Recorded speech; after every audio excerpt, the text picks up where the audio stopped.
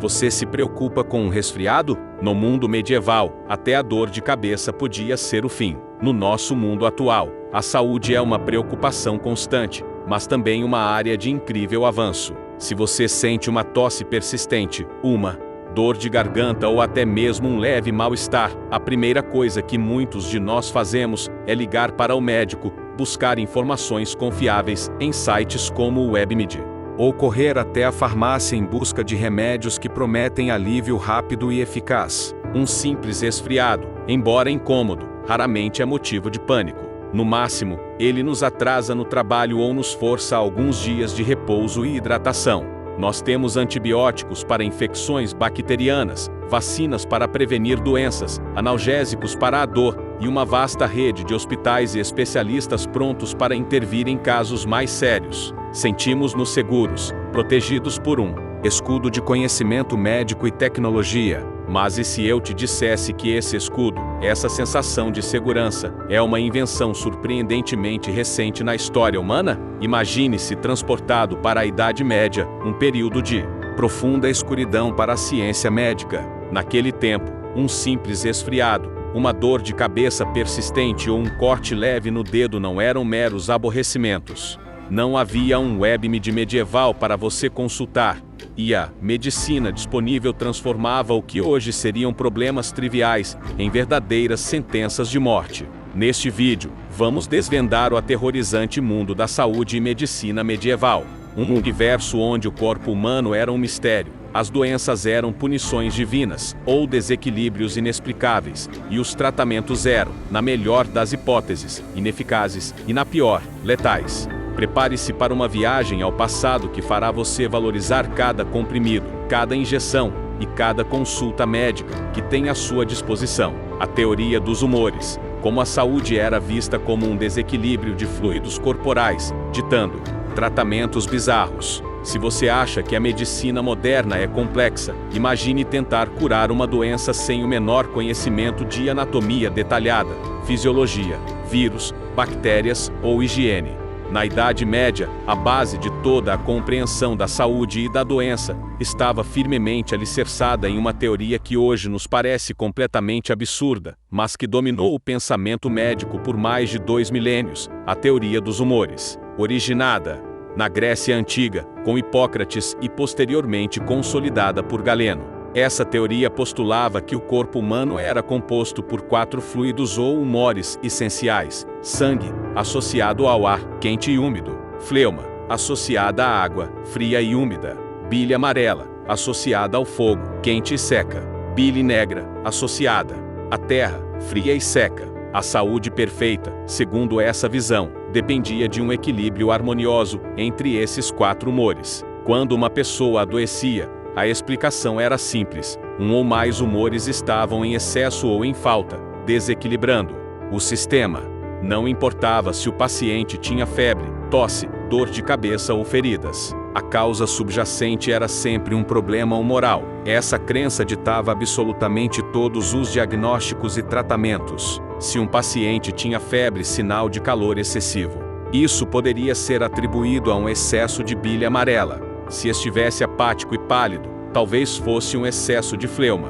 O problema é que essa lógica, embora internamente consistente para a época, não tinha base empírica e ignorava completamente as causas reais das doenças, como infecções, deficiências nutricionais ou problemas genéticos. Consequentemente, os tratamentos que derivavam da teoria dos humores eram, para nós os olhos modernos, no mínimo bizarros e, na maioria das vezes, contraproducentes. O objetivo era restaurar o equilíbrio. Se havia um excesso de sangue, a solução era sangrar o paciente. Se o problema era um excesso de fleuma, o tratamento poderia envolver purgantes para induzir vômitos ou diarreia.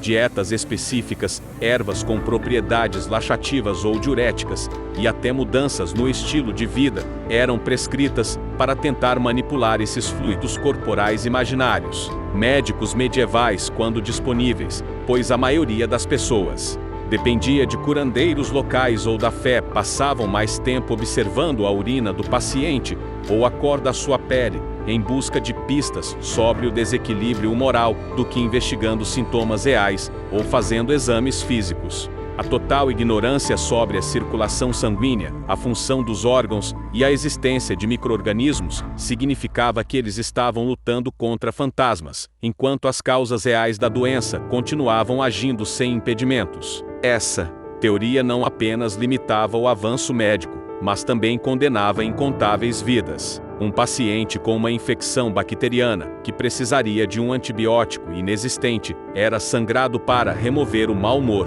enfraquecendo-o ainda mais e tornando-o mais suscetível à infecção. A teoria dos humores era, em essência, um sistema de crenças que, embora bem intencionado, transformava a medicina medieval em um processo de adivinhação perigoso e, muitas vezes, fatal para o doente. Sangrias e sanguessugas, a cura universal, que mais enfraquecia do que salvava, aplicada para quase tudo. Se a teoria dos humores era a base do diagnóstico medieval, a sangria era, sem dúvida, a estrela do show quando se tratava de tratamento. Para a mente moderna, a ideia de remover sangue de um paciente para curá-lo parece não apenas ilógica, mas perigosa. No entanto, na Idade Média, a sangria era a cura universal, aplicada para uma gama impressionante de doenças, desde febres e dores de cabeça até infecções e problemas digestivos. Acreditava-se que, ao remover o excesso de sangue, um dos 4 humores, o equilíbrio do corpo seria restaurado e a doença seria expulsa. A prática da sangria era realizada de diversas maneiras e por diferentes profissionais: médicos, barbeiros, cirurgiões que combinavam as funções de cortar cabelo e realizar pequenos procedimentos médicos, e até mesmo monges podiam realizar o procedimento. As ferramentas eram rudimentares, geralmente uma faca afiada, ou uma lanceta para fazer uma incisão em uma veia, geralmente no braço ou no pescoço, ou então o uso de sanguessugas. As sanguessugas eram outra ferramenta popular para a sangria. Esses anelídeos eram aplicados diretamente na pele do paciente e se alimentavam do sangue, liberando anticoagulantes que permitiam que o sangue fluísse livremente.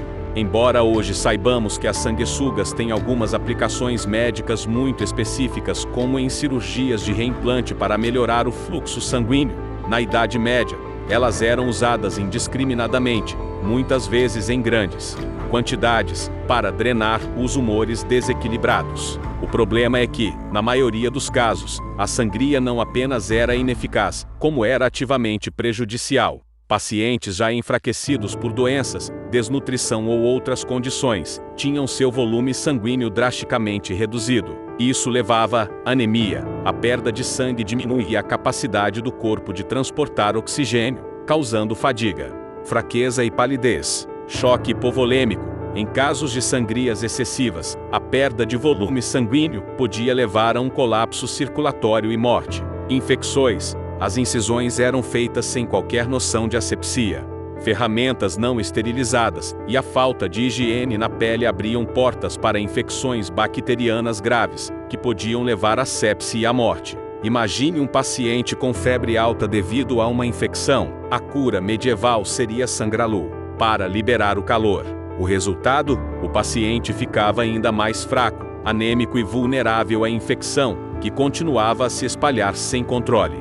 A sangria, longe de ser uma cura, muitas vezes acelerava a deterioração do paciente, transformando o que poderia ser uma doença recuperável em uma sentença de morte. Essa prática persistiu por séculos, não por sua eficácia, mas por sua base na teoria humoral e pela falta de alternativas compreendidas. Para você, que vive em uma era onde a doação de sangue é um ato de altruísmo e a perda de sangue é uma emergência, a ideia de um médico curando uma doença ao remover seu sangue é um testemunho sombrio da ignorância médica da Idade Média. A sangria era, de fato, uma cura que mais matava do que salvava. Cirurgia brutal e sem higiene, amputações e procedimentos sem anestesia, antisepsia ou conhecimento anatômico mínimo. Se a sangria era a prática médica mais comum, a cirurgia medieval era, sem dúvida, a mais aterrorizante. Longe das salas de operação estéreis e dos avanços tecnológicos que permitem procedimentos complexos e seguros hoje, a cirurgia na Idade Média era um espetáculo de brutalidade, dor excruciante e um risco quase garantido de morte por infecção. Cada procedimento era um ato desesperado, uma aposta de alto risco, onde a sorte e a constituição física do paciente tinham mais peso que a habilidade do cirurgião. Para começar, a ideia de anestesia como a conhecemos era inexistente. O alívio da dor consistia em doses massivas de álcool, ópio, mandrágora ou outras ervas sedativas, substâncias que podiam deixar o paciente inconsciente, mas com o risco de dosagens fatais ou simplesmente ineficazes para a dor extrema. Imagine ter uma perna amputada enquanto você está apenas grogue, sentindo cada corte, cada serrar de osso, a dor inimaginável reverberando por todo o seu corpo. Não havia relaxantes musculares, apenas a força de assistentes segurando o paciente. Imobilizado, a falta de antisepsia era outro fator mortal. Não se tinha a menor ideia da existência de bactérias ou da importância da esterilização. Ferramentas cirúrgicas, facas, serras, pinças eram usadas repetidamente sem serem devidamente limpas ou esterilizadas. Elas carregavam os micro-organismos de um paciente para o outro, ou do ambiente sujo diretamente para a corrente sanguínea aberta. As mãos do cirurgião, muitas vezes sujas, e os panos usados, que podiam ser reutilizados, eram vetores perfeitos para a infecção.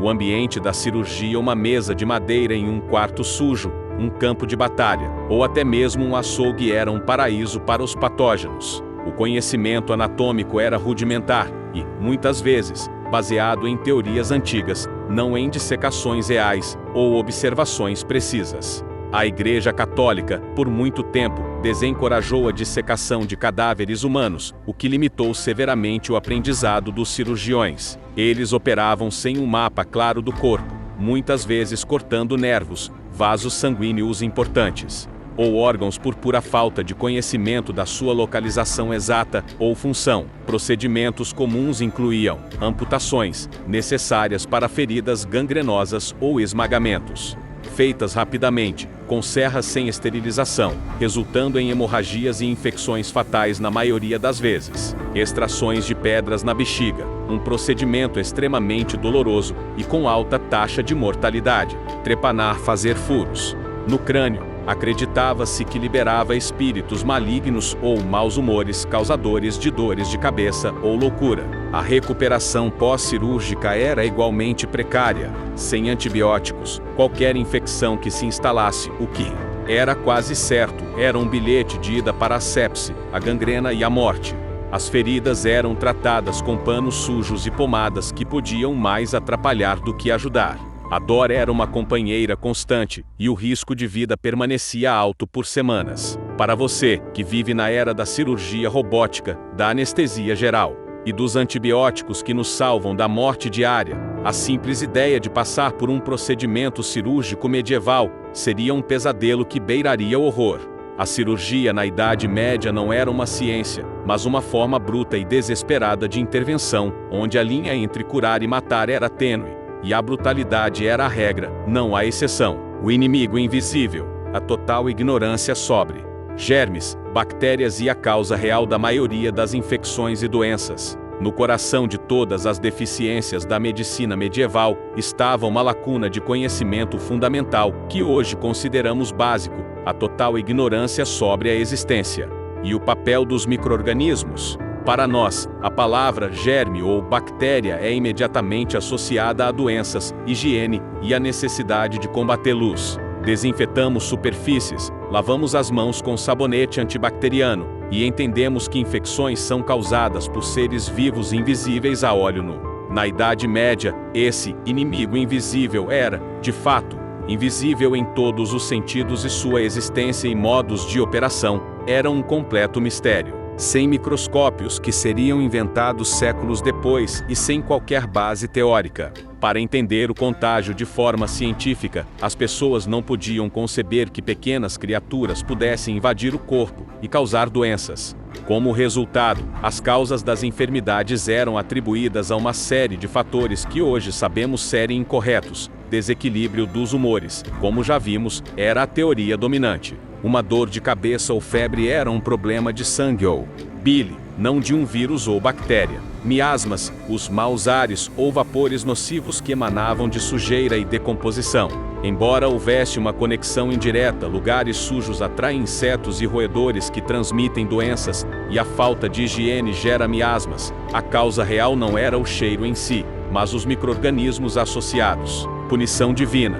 Doenças eram frequentemente vistas como um castigo de Deus por pecados, ou como resultado de feitiçaria e bruxaria. Isso levava a orações, penitências e amuletos como tratamentos. Influências astrológicas. A posição dos planetas e estrelas era considerada um fator importante na saúde e na propensão a certas doenças. Essa falta de compreensão tinha consequências catastróficas. Sem saber o que causava as doenças, era impossível preveni-las ou tratá-las de forma eficaz. Higiene zero. A importância de lavar as mãos, esterilizar instrumentos cirúrgicos, ferver água ou isolar pacientes infectados era completamente desconhecida. Isso significava que hospitais, médicos e até as práticas de sepultamento inadvertidamente espalhavam mais doenças. Propagação de epidemias. A peste negra é o exemplo mais brutal. Acreditava-se que era um castigo divino ou que se espalhava pelo ar. Ninguém entendia o papel das pulgas de ratos, permitindo que a doença se alastrasse sem controle, dizimando 1/3 da população europeia. Tratamentos ineficazes, sangrias, purgas, dietas específicas e orações eram aplicadas indiscriminadamente, sem combater o agente causador da doença. O corpo, já lutando contra a infecção, era ainda mais enfraquecido por esses métodos. Para você, que cresceu com desenhos animados mostrando germes e campanhas de saúde pública sobre a importância de lavar as mãos, a ideia de viver em um mundo onde o maior inimigo da sua saúde era invisível e incompreendido é aterrorizante. Essa ignorância fundamental sobre a causa real das doenças transformava cada infecção simples em uma roleta russa e fazia de um resfriado comum, sem a capacidade de identificar e combater o vírus ou a bactéria, uma ameaça potencialmente fatal. A escuridão da Idade Média não estava apenas na falta de luz elétrica, mas na escuridão do conhecimento que condenava milhões à doença e à morte prematura. Tratamentos aleatórios e superstição, ervas duvidosas, amuletos, rezas e astrologia como tratamentos. Com a ausência total de um conhecimento científico sobre a verdadeira causa das doenças, a medicina medieval preenchia essa lacuna com uma mistura eclética de remédios baseados na tradição, no empirismo limitado, o que parecia funcionar, mesmo que o motivo fosse outro, e, de forma predominante, na superstição e na fé. Longe dos protocolos rigorosos e dos medicamentos testados que temos hoje, os tratamentos da época eram uma colcha de retalhos de práticas que, para nós os olhos modernos, seriam hilárias se não fossem tão trágicas. As ervas medicinais eram, sem dúvida, o pilar de muitos tratamentos. Monges, curandeiros locais, e até mesmo alguns médicos utilizavam um vasto conhecimento popular sobre plantas. Algumas ervas, como a sálvia, camomila ou valeriana, de fato possuíam propriedades medicinais anti-inflamatórias, calmantes, diuréticas, e seu uso trazia algum alívio para certos sintomas. No entanto, o conhecimento era rudimentar e muitas vezes equivocado. Ervas eram usadas para tudo, desde dores de cabeça a feridas abertas, sem dosagens precisas, ou entendimento de interações. Além disso, muitas plantas venenosas eram confundidas com medicinais, ou usadas de forma inadequada, causando mais mal do que bem. A par da fitoterapia, a astrologia desempenhava um papel surpreendentemente central na medicina medieval. Acreditava-se que a posição dos planetas e estrelas no momento do nascimento de uma pessoa, ou no momento em que a doença se manifestava, influenciava a saúde e o destino. Um médico medieval consultaria mapas astrais para determinar o melhor momento para realizar uma sangria, administrar uma erva ou até mesmo para fazer um diagnóstico.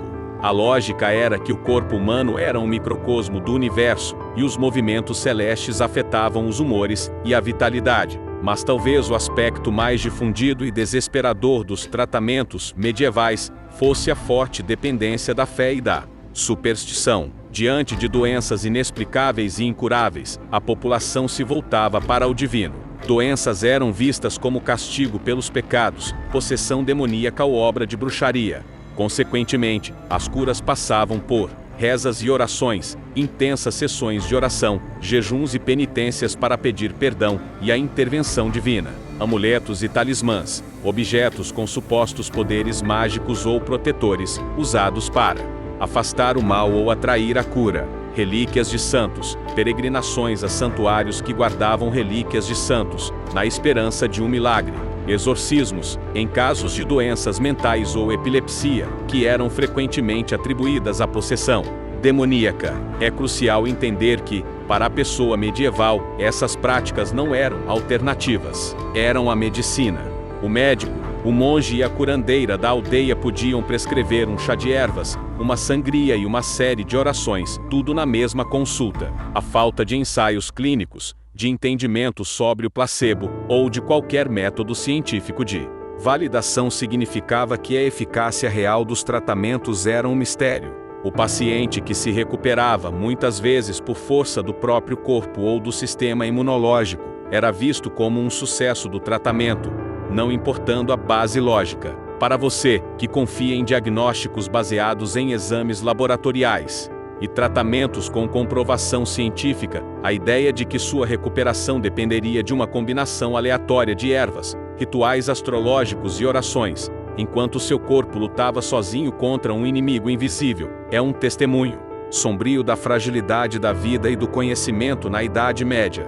A medicina era um jogo de sorte, e a superstição, muitas vezes, a única esperança. Hospitais, locais de propagação, como os poucos hospitais da época, eram focos de infecção, piorando a condição dos pacientes. Quando pensamos em hospitais, hoje, visualizamos ambientes estéreis, equipamentos de alta tecnologia, equipes médicas e de enfermagem dedicadas, e um rigoroso controle de infecções. A ideia é que um hospital é um lugar seguro onde você vai para se curar. Na Idade Média, o conceito de hospital era drasticamente diferente, e, para sua surpresa ou talvez não, eles eram, ironicamente, focos de infecção e propagação de doenças, mais do que centros de cura eficazes. É importante primeiro entender que os hospitais medievais não eram hospitais no sentido moderno.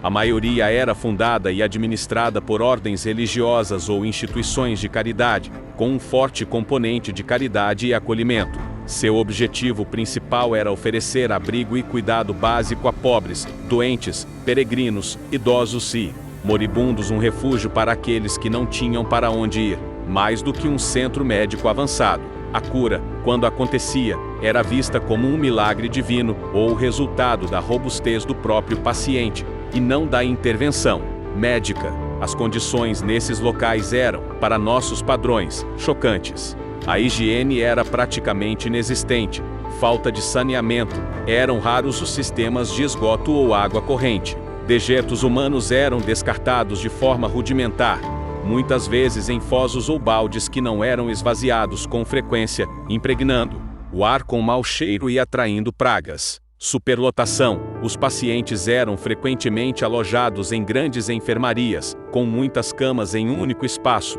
ou até mesmo dividindo leitos. Isso criava o ambiente perfeito para a rápida propagação de doenças transmissíveis pelo ar, por contato ou por fluidos. Roupa de cama e curativos. A roupa de cama raramente era lavada e era usada por vários pacientes. Curativos para feridas. Úlceras ou pós-cirúrgicos não eram estéreis e eram trocados com pouca frequência ou com panos sujos, tornando as feridas um terreno fértil para infecções secundárias. Ausência de asepsia, como a existência de germes era desconhecida. Não havia práticas de esterilização. As mãos dos cuidadores, monges, leigos, os utensílios e o próprio ambiente estavam repletos de patógenos, que passavam de um paciente para o outro, sem qualquer barreira. Imagine um paciente com uma infecção relativamente simples, como uma febre ou um ferimento que, em condições ideais, poderia cicatrizar. Ao ser internado em um hospital medieval, ele era exposto a uma miríade de outras doenças, tuberculose, disenteria, tifo, varíola e outras infecções bacterianas. O que começava como um mal-estar podia rapidamente evoluir para uma condição muito mais grave ou fatal, não por causa da doença original, mas pela contaminação cruzada dentro do próprio ambiente de cura. Médicos, quando presentes, baseavam seus tratamentos na teoria dos humores, com sangrias e purgas que enfraqueciam ainda mais os pacientes já debilitados. Não havia antibióticos, soros, ou mesmo uma compreensão de isolamento de doenças contagiosas. Os hospitais medievais eram, em muitos aspectos, um último recurso, um lugar onde se ia para morrer com algum conforto e assistência espiritual, mais do que para receber tratamento médico que pudesse realmente curar.